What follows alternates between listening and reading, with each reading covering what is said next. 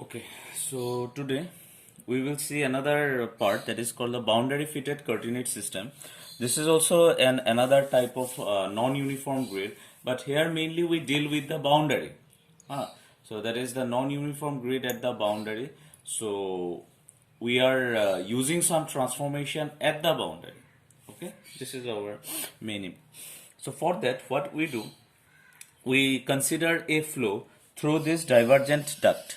Okay, so this is the AB is the outer surface of the divergent duct, and the CD is the central line of that duct.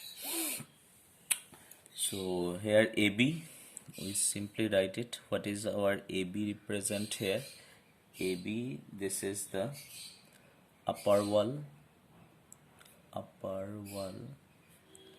of the duct, and our FCD, this is the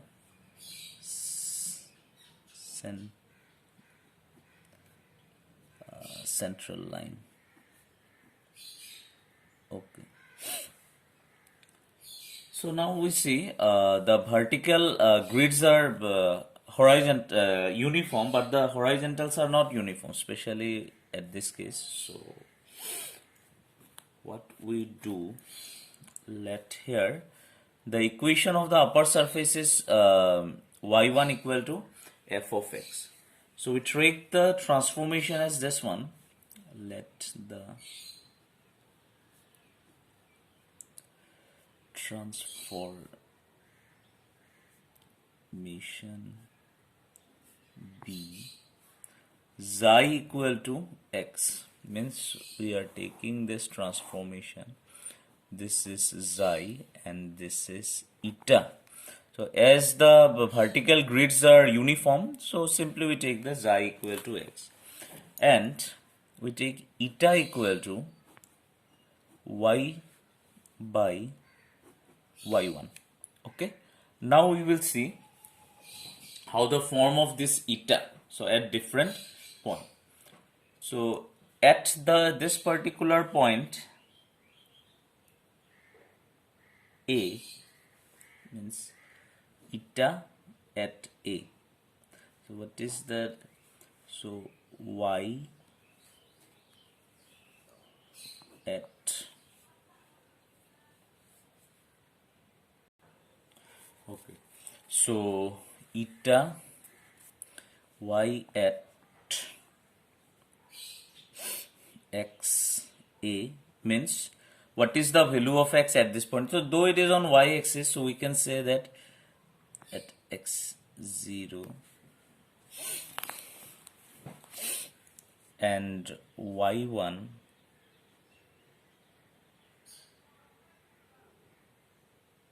okay, y1 at x0. So you say this is nothing but the value of y at, okay, let us do it in better way. Suppose we need the eta at A. Okay, so this will be y at A divided by y1. y1 at A, same. Okay. Now y at A means this can be written as what is the value of y at A, and you see this point lies on the curve, so this is nothing but y equal to f at x equal to 0.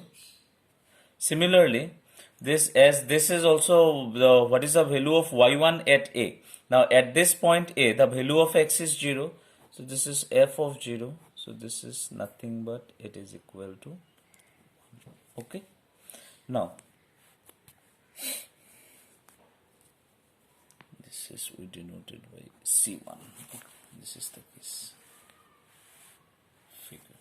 Now we try to find what is the value of eta at A1. So this will be nothing but y at A1 and y1 at A1.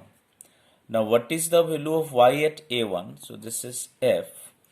Now A1 means at C1 at this point. This is, we have defined the name of this point as A1, and this is also F at C1. So at each of this point, the value of eta is 1.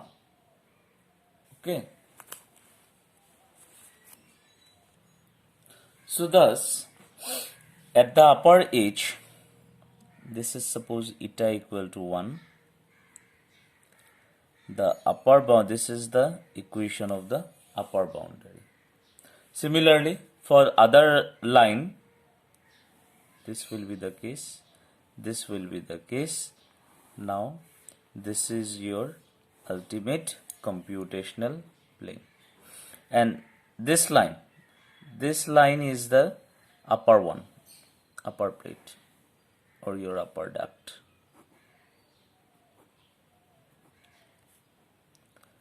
Computational plane. So by the use of this transformation, we have seen that at each of this point, A1, you can define it, suppose D1, E1. At each of the point, the value of eta is 1.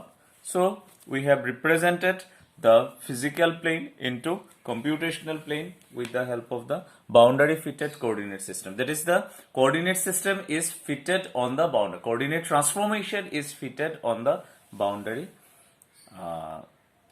surface. So with that, this topic is also covered. So I request you to prepare the notes on both the two cases which I have given today.